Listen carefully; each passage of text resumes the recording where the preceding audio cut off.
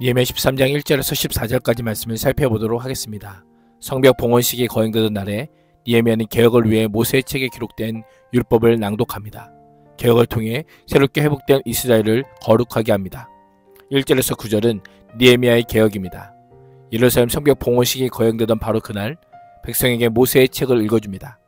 본문에 낭독되는 율법은 신명기 23장 3절과 4절과 거의 일치합니다. 백성들은 모세의 책에서 암몬 사람과 모압 사람은 영원히 하나님의 총회에 참석하지 못한다라고 적혀있는 것을 발견하게 됩니다. 암몬과 모압은 아브라함의 조카 롯의 후손이기에 이스라엘과는 매우 가까운 혈연적 유대감을 가지고 있었습니다. 하나님께서는 이스라엘 자손들에게 분명하게 모압과 암몬을 괴롭히거나 그들의 권리를 침해하지 말 것을 명령하셨습니다. 본문의 양식과 물은 당시 고대 근동지역에서 나그네를 대한 최소한의 접대를 가리킵니다. 모압과 암몬은 이스라엘 백성들이 오랜 노예 생활을 마치고 하나님의 백성으로 새로운 출발을 하는 것을 축복하며 마땅히 도와주어야 했습니다.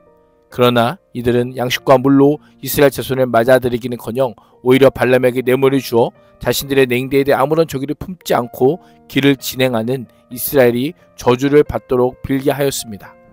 선을 베풀지 않은 것으로 그친 것이 아니라 하나님께서 축복하신 하나님의 백성들을 정면으로 대항하여 저주하여 하였던 것입니다. 그럼에도 불구하고 하나님께서는 이스라엘 백성들에게 어떤 해도 끼치지 못하도록 지체하지 않도록 발람의 저주를 바꾸어 복이 되게 하셨습니다. 이로 인해 이스라엘을 저주하도록 사주받은 발람 역시 자신의 의지와는 상관없이 하나님의 행하신 큰일을 고백할 수밖에 없었습니다. 이스라엘 백성들이 산발락과 도비엘을 비롯한 대적들의 온갖 술수와 모략과 위협에도 불구하고 성벽을 재건하게 된 것은 하나님께서 화를 변하여 복이 되게 하셨기 때문입니다. 대적들의 방해가 이스라엘들로 하여금 더 영적으로 하나 되게 할 뿐 아니라 하나님의 역사하심에 대한 굳은 믿음을 가질 수 있게 하였던 것입니다. 오랜 세월이 지난 후 룻과 같은 여인은 모압 자손에게 속하였지만 이스라엘 공동체에 들어와 다윗의 조상이 되었습니다. 이를 통해 혈통이나 민족이 아니라 하나님을 향한 믿음과 섬김을 통해 언약 공동체가 세워지게 됨을 다시금 알려주고 있습니다. 오늘날도 교회는 민족, 문화, 인종 등의 경계를 넘어 예수 그리스도의 믿음으로 고백하는 하나님의 백성들의 모임임을 잊지 말아야 합니다.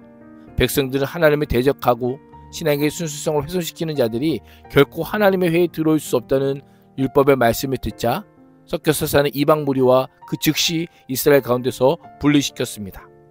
사실 포로 귀한 자들의 결단은 이번 한 번만이 아니었습니다. 그러나 시간이 지나면서 희미해졌던 것입니다. 희미했던 그 신앙이 다시금 힘을 얻습니다. 어디에서 그 힘을 얻습니까? 하나님의 말씀입니다. 말씀을 읽음으로 그 힘을 얻고 있습니다. 돈이나 권력이 아니라 다른 어디에서도 그 힘을 공급받지 못하고 있습니다. 오직 하나, 하나님의 말씀을 읽고 말씀에 대한 순종이 이스라엘 백성들의 힘이 되었던 것입니다. 우리의 모습은 어떠합니까? 나를 새롭게 하는 힘은 무엇입니까? 하나님의 말씀뿐인 줄 믿습니다. 4절 이하에는 제사장 엘리야십이 도비아에게 성전의 방을 내준 사건을 언급합니다. 그 방이 처음부터 소재물과 유향과 그릇과 레위 사람 등과 노래하는 사람들이 또 성전 문지기들이 주려고 11절을 거둬들인 곡식과 포도주와 기름과 제사장들의 몫으로 바친 제물을 두는 곳이었기에 성전의 기능을 마비시킬 뿐 아니라 성전을 더럽힌 것이 되었던 것입니다. 이에 니에미야는 도비아가 사용하는 방의 색깔을 다 밖으로 내던졌습니다. 그건 무엇입니까?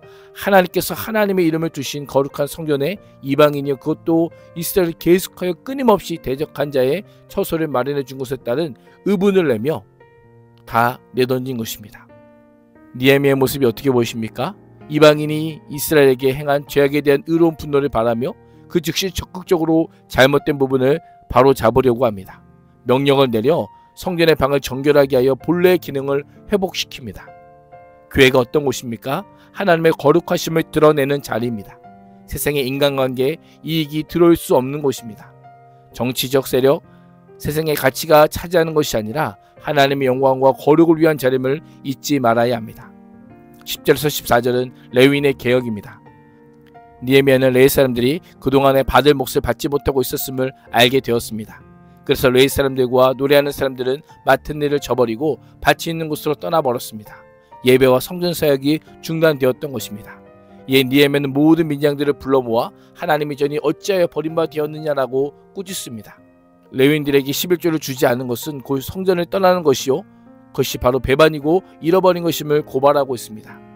곧 레위 사람들을 불러 모아 다시금 제자리에 세웁니다. 레위인들이 마땅히 서 있어야 할 곳에 서 있게 되므로 성전 제사가 다시금 회복되게 됩니다. 그러자 온 유다 사람들이 곡식과 새 포도주와 기름의 11조를 가지고 와서 창고에 들여다 놓습니다.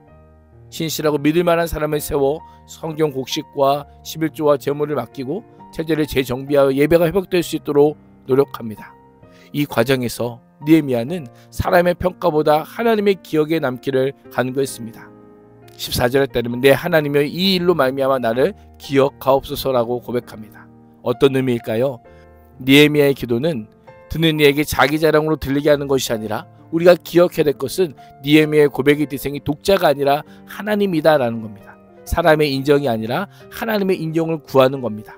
전적으로 하나님의 도우심과 축복하심을 구하는 느헤미야의 신실함의 다른 표현이다 할 수 있겠습니다. 느헤미야는 맡겨진 일을 성실하게 수행하면서도 사람에게서 칭찬과 영광을 구하지 않았습니다. 오직 자신의 진정한 주인이신 하나님께 나아가 하나님으로부터 오는 상급과 축복을 구하고 있습니다. 느헤미야의 개혁은 오늘 우리에게 중요한 것을 알려줍니다. 말씀이 아닌 다른 것들로 신앙을 세우려는 혼합주의를 배제하라. 느헤미야가 없는 사이에 핵심 대적자 도비아와 내통하며 사사로운 관계와 이익을 타협했던 기회주의를 배격하라. 안일주의를 배격할 것을 말씀하고 있습니다.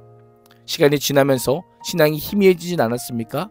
연초에 세운 계획들이 아직도 단 하나도 실행되지 않고 있다면 다시금 말씀 앞에 서기를 원합니다. 말씀으로 우리의 인생과 가정과 공동체를 새롭게 하는 은혜가 있기를 주님의 이름으로 축복합니다. 기도하겠습니다.